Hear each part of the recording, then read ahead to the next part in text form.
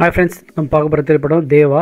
இதில் ஷாஹித் கபூர் ஹீரோ நடிச்சிருக்காரு. தேவாம்பர் என்ற கேரக்டரில் இந்த படத்தை இயக்குனது பார்த்திங்கன்னா ரோஷன் ஆண்ட்ரியூஸ். ரைட்டிங் வந்து சுமித் அரோரா, பாபி, அப்பாஸ் ஜலல்லாம் பண்ணியிருக்காங்க. பூஜா ஹெக்டே ஹீரோயினாக நடிச்சிருக்காங்க மற்றும் பலர் நடிச்சிருக்காங்க. இதில் ஃபாரா கான் என்ற கேரக்டரில் பவேஷ் நடிச்சிருக்காரு. அவர் வந்து ஹீரோக்கு ஃப்ரெண்டாக நடிச்சிருப்பார். பவைல் குல்வத்தி வந்து ரோஹன் டி சில்வா, அவர் ஒரு ஃப்ரெண்டாக சக போலீஸாக நடிச்சிருக்காரு. இந்த படத்தோட கதைக்கு போயிடலாம். ஒரு ஏசிபி பம்பாயில் வந்து ஏசிபியாக இருக்க ஷாஹித் வந்து பார்த்திங்கன்னா ஃபஸ்ட்டு ஒரு ஆக்சிடென்ட் அடிபட்டு அவர் வந்து ஹாஸ்பிட்டலில் சேர்க்குறாங்க. அப்போ நான் யார், நீ யார் அப்படின்னு கேட்குறாரு. அவரோட நினைவு எழுந்துடுறாரு. அதுக்கப்புறமா கொஞ்சம் கொஞ்சமாக ஞாபகப்படுத்தப்படுது. அப்போ இவர் யாருன்னு கட்டுறாங்க. அப்போ ஏசிபி தேவாம்பரை வந்து மும்பை போலீஸு. அவர் வந்து அவங்க தங்கச்சியோட ஃப்ரெண்டு தங்கச்சியை வந்து ஒருத்தர் ஃபாரகான் வந்து கல்யாணம் பண்ணி டிசிபி.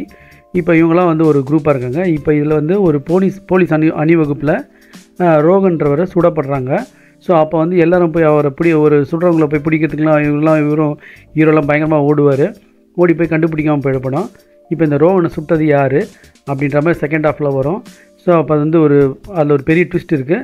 அப்புறம் வந்து ஹீரோ வந்து ஆன்டி ஹீரோவாக மாறுறாரு. அது ஏன்றதுலாம் வந்து இந்த படத்தோட இது வரும். சாதாரணமாக ஒரு போலீஸ் வந்து அரசியல்வாதிக்கிட்ட மோதுவாங்க. அது மாதிரி சீன்ஸ்லாம் இதில் இருக்குது. ஸோ அதனால் வர விளைவுகள் தான் என்னென்னன்றது, அவங்க வீட்லேயே போய் இவர் அடிக்கிறது, அது மாதிரிலாம் வரும். ஸோ இதில் வந்து பார்த்திங்கன்னா ஒரு அரசியல்வாதி வந்து அவர் டங்கலில் கூட நடிச்சிருக்காரு. அவர் வந்து மினிஸ்டராக இருப்பார், கிரீஷ் குல்கர்னி. அவர் ப்ரொடியூசர் கம் ரைட்டர் எல்லாம் ஒரு மல்டிபிள் டேலண்ட் உள்ளவர்.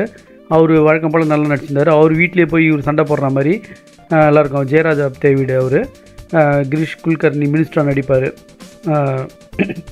அப்போ வந்து பார்த்திங்கன்னா இந்த ஷாஹித் கபூரோட ஆக்டிவிட்டீஸ் எல்லாமே வந்து பார்த்திங்கன்னா ரொம்ப ரூடான போலீஸ் அது மாதிரிலாம் காட்டுறதுக்காக ரொம்ப ஓவராக பண்ணுற மாதிரி இருக்கும்.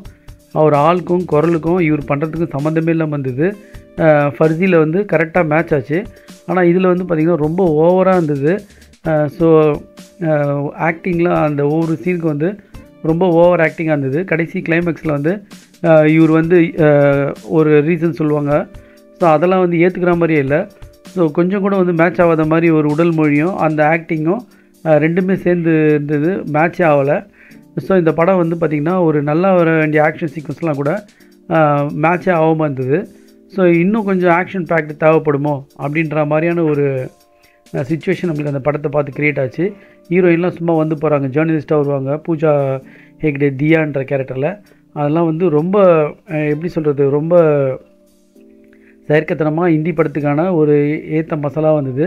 ஸோ இந்த படம் வந்து பார்த்திங்கன்னா வெறும் மசாலா போட்டு இது பண்ண மாதிரி இருந்தது.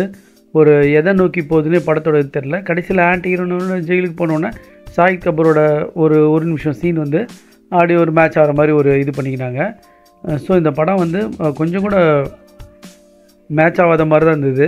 ஸோ இவர் முன்னாடி நடித்த உத்தா பஞ்சாப்லாம் வந்து பார்த்திங்கன்னா ரொம்ப பயங்கரமான ஆக்டிங்லாம் இவர் கொடுத்துருந்தார். பட் அது மாதிரிலாம் இதில் இருந்ததுனால பார்த்திங்கன்னா அந்த ஹைப்லாம் எதுவுமே இல்லை. தேடி பார்த்தோமே ஐசா உஜ்ஜில்லியா இதுக்கு முன்னாடி நடிச்சிருந்தார் அந்த படம். அது வந்து காமெடியால் அது கொஞ்சம் எடுபட்டுடுச்சு.